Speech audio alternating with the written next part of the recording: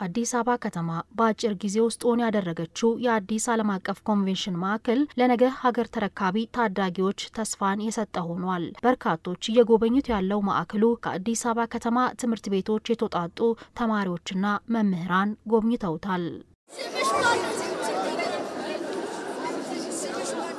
የኢትዮጵያን ኢኮኖሚ ከማሳደጉ ባሻገር ለዓለም አቀፍ ሁነቶች ዝግጅት ተመራጭ ያደርጋታል ተብሎ ተስፋ የተጣለበት ማዕከሉ በውስጡ አስፈላጊ የሚባሉ ዘመናዊ መሰረተ ልማቶችን ጭምር አሟልቶ የያዘ ነው። በጉብኝቱ የተሳተፉ ተማሪዎቹም በማዕከሉ ባዩት ነገር መደሰታቸውንና የነጋቸውን ህልም እውን የሚያደርግ ስንቅ እንዳገኙበት ተናግረዋል።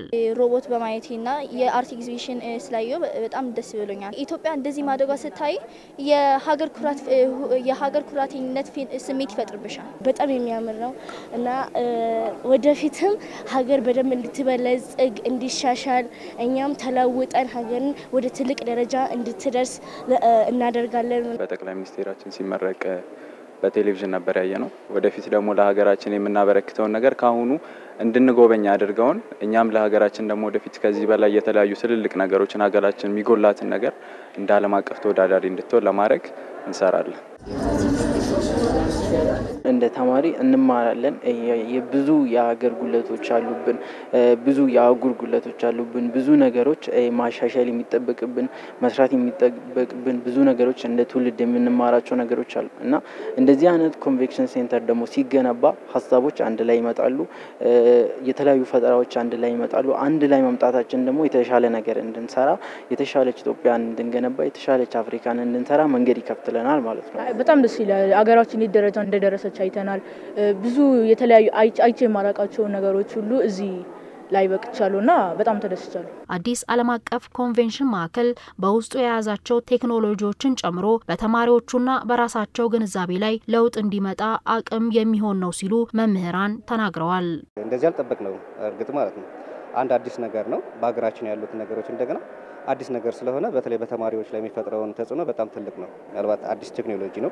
ይሄ ቴክኖሎጂ የዘመነ ቴክኖሎጂና እጅግ ጥሩ ግዙፍ የሆነ ፕሮጀክት መኖሩን አላቅም ነበር። አሁን ግን እኔ በማየቴ ደስ ብሎኛል። ተማሪዎችንም ይዤ መጥቼ መምህራኖችንም ይዤ መጥቼ ይሄን አይቼ ነገ ተስፋችን መሆኑ ስላየሁት በጣም ደስ ብሎኛል። ከተማዋ በየጊዜው እያስመዘገበች ያለውን የልማት ስኬት ለነገ ሀገር ተረካቢ ትውልድ ማሳየቱ ነገ የተሻለ ሀገር ለመገንባት ሚናው የላቀ ነው ሲሉ የአዲስ አበባ ከተማ ትምህርት ቢሮ ኃላፊ ዶክተር ዘላለም ሙላቱ ተናግረዋል።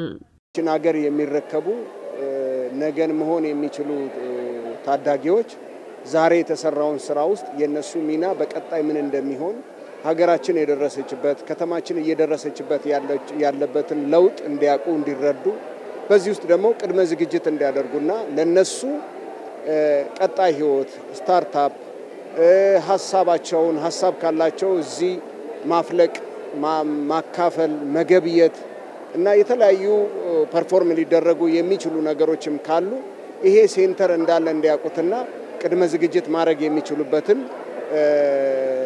አቅም እንዲፈጥርላቸው ሀሳብ እንዲያመነጩ የሚያስችላቸውን ነገር እንዲረዱት ነው።